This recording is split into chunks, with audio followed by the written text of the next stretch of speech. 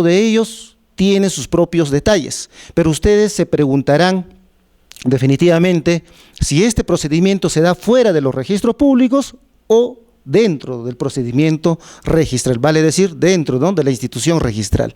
Vamos a ver de que esto en realidad, de acuerdo al contenido normativo, estos procedimientos se dan, ¿no?, dentro del procedimiento registral, es decir, dentro de nuestra institución registral.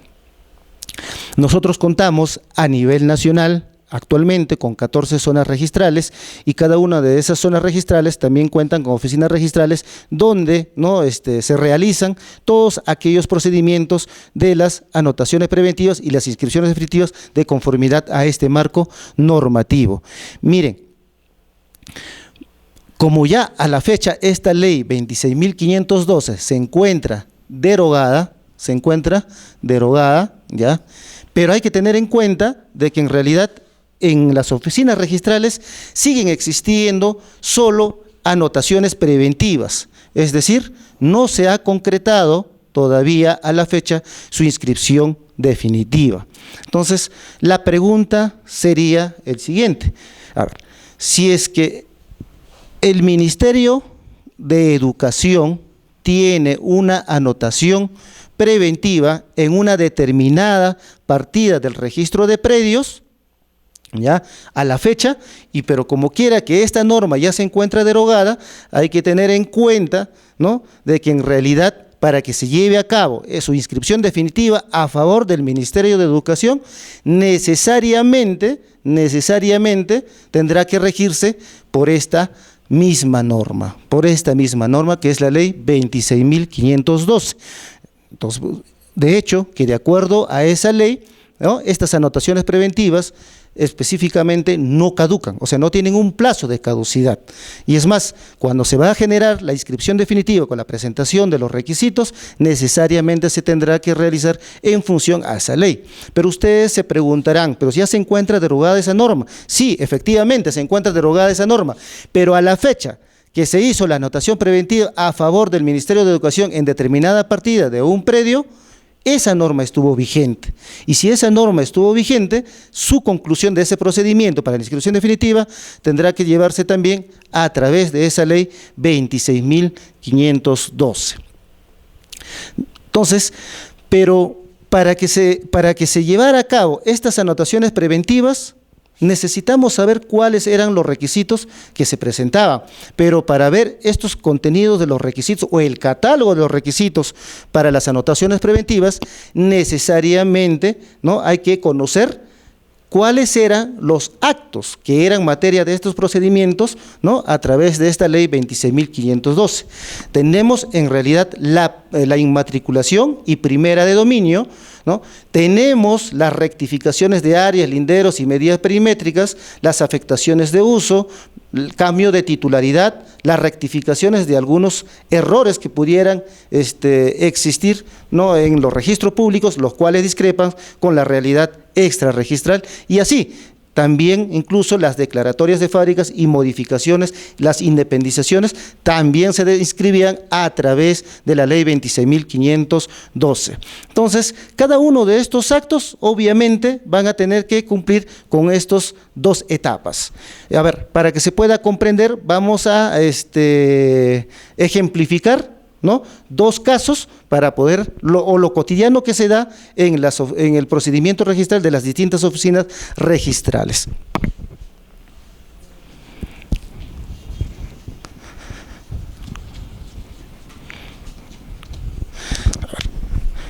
Hemos dicho que con la ley 26.512 se regula para la inmatriculación de predios. Inmatriculación y primera de dominio.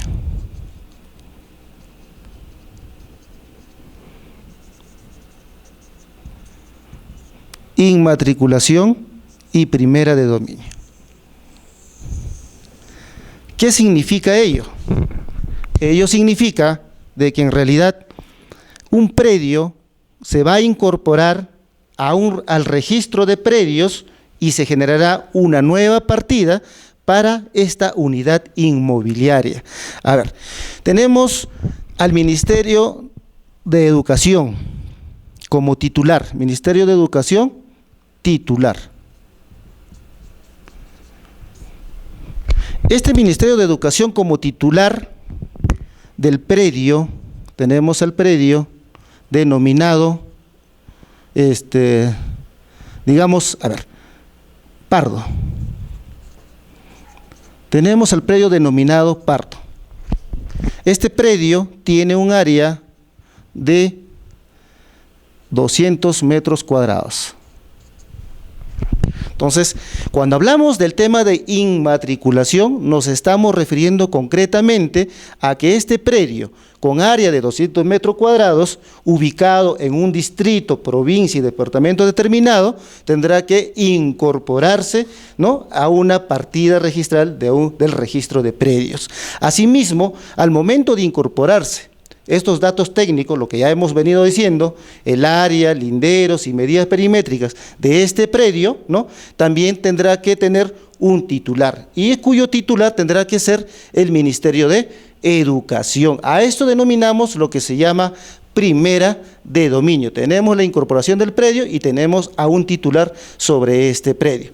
Entonces, este predio, para incorporarse, necesita cumplir con la presentación de determinados requisitos. Y uno de esos requisitos, de hecho, que es, obviamente, la declaración jurada. Tenemos la declaración jurada. Pero ¿quién en esos momentos, en el periodo que estaba vigente la ley 26.512, quién era el legitimado o facultado para suscribir la declaración jurada? En realidad era el titular del sector del Ministerio de Educación. Si estábamos frente a un predio que estaba ubicado en una determinada provincia y el titular era, en este caso, las direcciones regionales, ¿no?, de educación, de hecho que el titular tendría que, en este caso, es el titular o legitimado, es el director de la Dirección Regional de Educación, ¿no?, para que pueda suscribir la declaración jurada. Pero, ¿qué debe de contener qué debió de contener esa declaración jurada? Debió de contener, en primer lugar, que el predio no se encontraba en conflicto, o sea, no estaba en litigio o en procesos judiciales. Asimismo, también debió indicarse en esa declaración jurada de qué forma fue adquirido este predio, ¿no?, por el Ministerio de Educación. Si fue mediante un procedimiento de transferencia, como puede ser una donación o una compra-venta de un tercero al Ministerio de Educación, tendría que detallarse eso en la declaración jurada. Pero si el predio, o sea, el Ministerio de Educación en este caso, no adquirió de nadie, solo estuvo en posesión, también pueden declararlo o pudieron haber declarado de esa forma en esa declaración jurada. Entonces, había un cuestionamiento en función a esta declaración jurada concretamente. En primeras ocasiones, cuando se publicó la ley 26.512, se advirtió en realidad de que muchas de las oficinas registrales a nivel nacional eran materia de observación, porque indicaban de que la declaración jurada suscrita por el director o el representante o el legitimado del Ministerio de Educación tendría que estar certificada por un notario público o, en este caso, por un juez de paz, donde no existían notarios.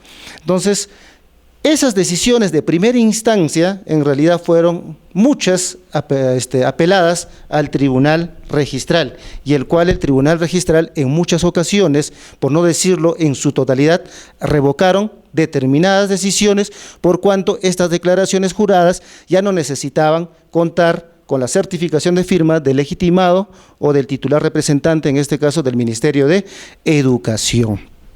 Bien, entonces, en concreto, solo debe presentarse la declaración jurada suscrito por el titular de la entidad. Si hablamos del Ministerio de Salud, tendrá que suscribirlo el ministro del sector de salud o el funcionario servidor delegado, ¿no?, por el ministro de salud.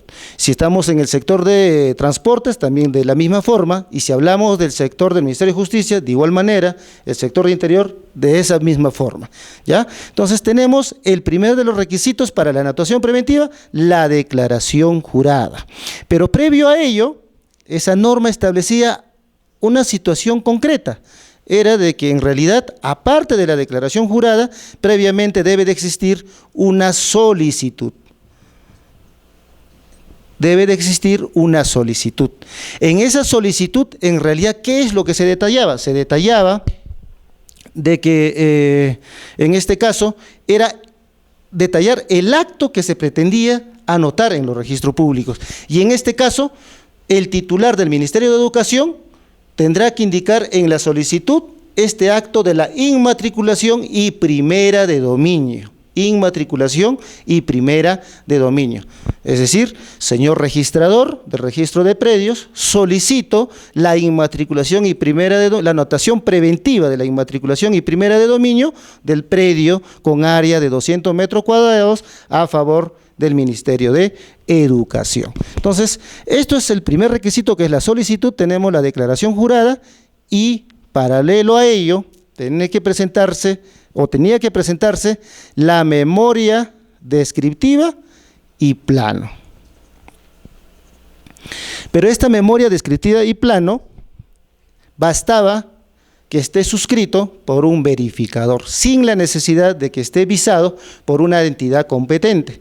Como en este caso, cuando estamos ante un trámite ordinario, necesariamente quien tenía que visar el plano o la memoria descriptiva de un predio urbano tenía que ser, en este caso, sea la municipalidad distrital o la municipalidad